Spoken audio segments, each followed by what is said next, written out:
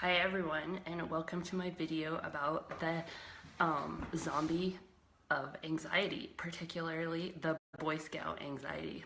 I have a new setup here and it involves rubber bands and a lamp, so if there's a giant crash in the middle, that's why.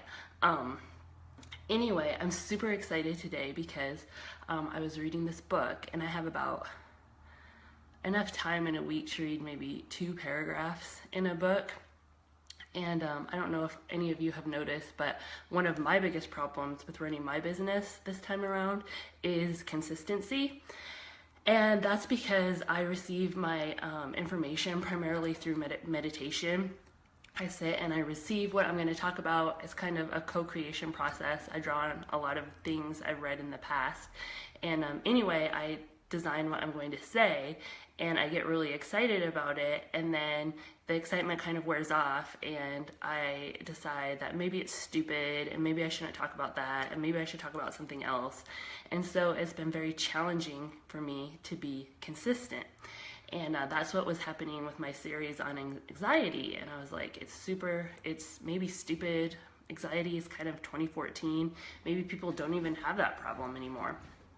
And so anyway, I'm sitting down and reading my 2 paragraphs for the week, and it just so happens that the paragraphs that I'm reading are about anxiety, and specifically scientific studies that have been on them and done on them. And this is a book about presence and charisma, so I didn't necessarily pick out a book that I thought was going to talk about anxiety, but here it is. It's called Presence.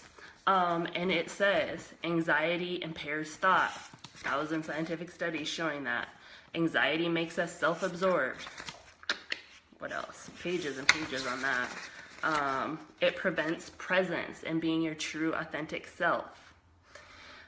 If you banish anxiety and step into your personal presence, it can protect you.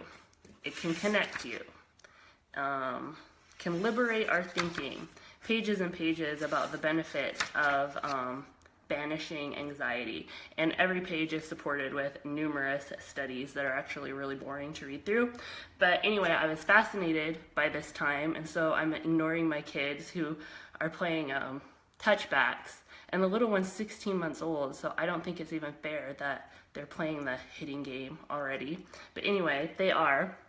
And I get to, last time I said that it was my opinion that very successful people don't have a lot of anxiety, and that it's a cultural myth that success and anxiety go hand in hand, and that I don't think that was true. And voila, here it is. The author of this book, Amy Cuddy, has actually studied it, done polls and things on it. And the more successful someone is, the less anxiety that they are running. And she even divided her successful tier. She had tiers of people split up into varying levels of success. And she even divided the successful people into tiers. And the higher you climbed in success, the less anxiety that they reported in their lives. So it turns out that I was right, that success and anxiety do not go hand in hand. In fact, they maybe are mutually exclusive. And I just want to say that if you're running a lot of anxiety and you're thinking right now, oh no, I can't be successful, that's not true. Anxiety is not who you are. It's something outside of you. It's a mental program that you are running. Today I want to talk about the Boy Scout zombie of anxiety, and this is a program, and I have a lot of this kind of anxiety. It's the kind of thought process that says if you worry about everything, then you're somehow exerting control over it and everything is going to be fine. And I know exactly where I picked this program up. It was in law school in my trial class, where they told us you have to try and anticipate every single move of the other side and of the judge, and study up on it. And if you do that, you'll be a much better lawyer and you'll probably be fine. And so that's where I picked up the notion that I had to worry about everything, and that somehow that was making me more successful.